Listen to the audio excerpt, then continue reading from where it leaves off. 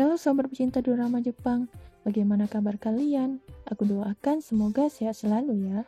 Nah, pada kesempatan kali ini, aku akan merekomendasikan ke kalian 5 drama Jepang yang bertemakan misteri detektif, yang cukup menarik buat kalian tonton, sambil mengisi waktu luang dan kegabutan kalian.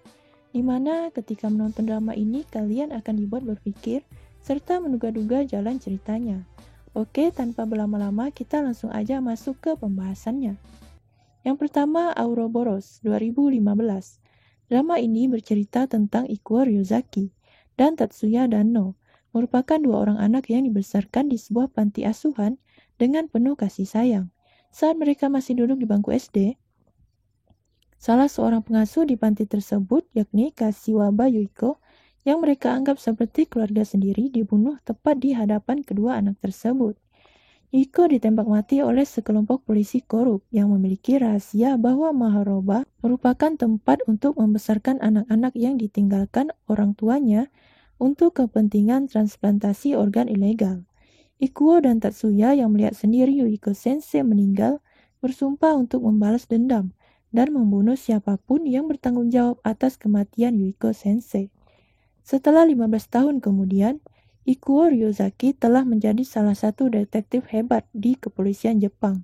Di sisi lain, Tatsuya Dano menjadi seorang yakuza yang cukup terkenal. Keduanya memiliki tujuan yang sama, yakni menemukan seorang pria memakai jam tangan emas dan mengungkap sisi gelap dari organisasi kepolisian tersebut.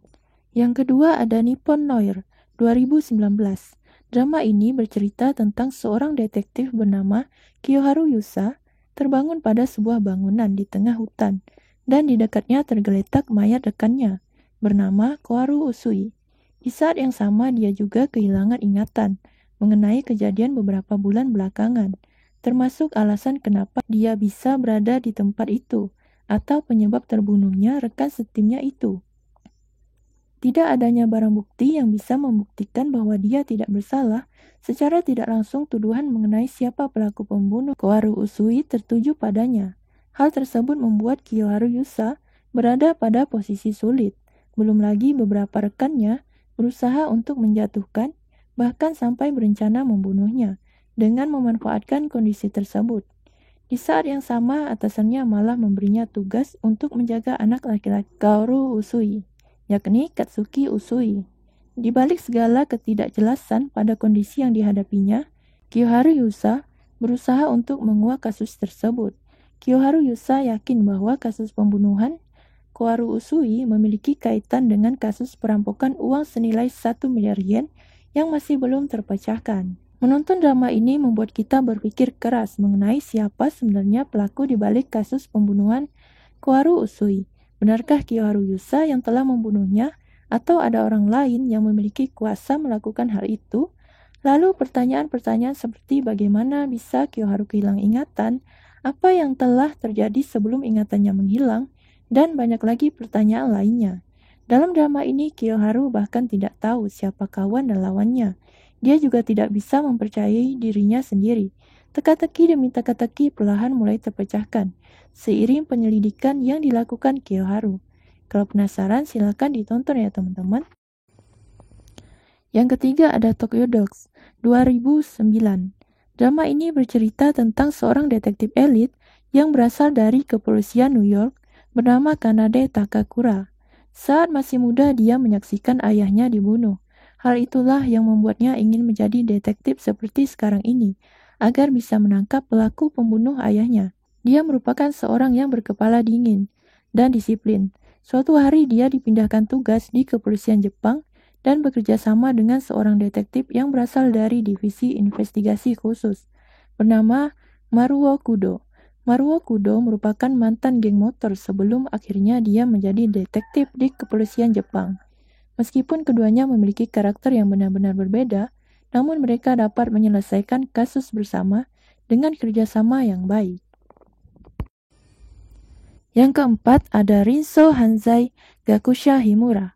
Drama ini berkisah tentang seorang bernama Himura Hideo yang merupakan seorang kriminologis dan juga profesor di Universitas Eito yang menerima permintaan dari polisi untuk menginvestigasi sebuah kasus pembunuhan. Hideo memiliki sisi gelap di dalam hatinya yang mempunyai keinginan untuk membunuh dan hal itu merupakan kejahatan yang sempurna. Sementara itu, sahabat dari Himura Hideo merupakan seorang penulis yang misterius bernama Ari Sugawa yang sekarang sedang mengobservasikan investigasinya Himura. Tidak pada umumnya seperti pasangan investigator, keduanya saling berlomba menemukan hal-hal misterius dalam kasus kriminal, dan mereka juga berusaha untuk memecahkan semua kasus yang ada. Yang kelima ada Death Note Live Action 2015. Pasti banyak dari kamu yang sudah akrab dengan Death Note ya. Entah itu kamu udah baca manganya atau udah nonton animenya. Yang ngehits banget. Nah, pada tahun 2015, Death Note akhirnya dibuat dorama nih setelah sebelumnya dibuat juga filmnya pada tahun 2008.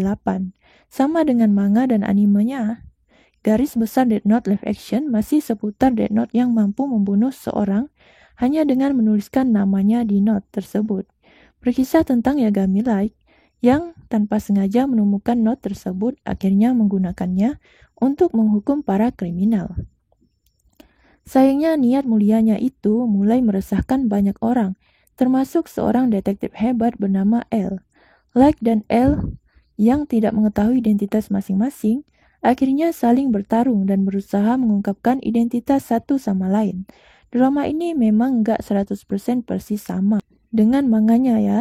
Banyak yang sedikit diubah di sana-sini, tapi masih tetap layak dan oke kok ditonton. Oke, itulah beberapa drama Jepang bergenre detektif yang bisa bikin kamu ikut berpikir keras untuk memecahkan kasusnya. Rata-rata jumlah episode dari setiap drama tersebut hanya sampai 10 atau 12 episode aja kok. Jadi, kamu bisa nonton secara maraton kalau mau. Tapi jangan sampai lupa makan dan tidur ya. Selamat menonton, semoga kalian terhibur. Jangan lupa klik subscribe dan like kalau kalian suka, dan klik dislike jika kalian tidak suka. Sampai jumpa kembali, bye-bye.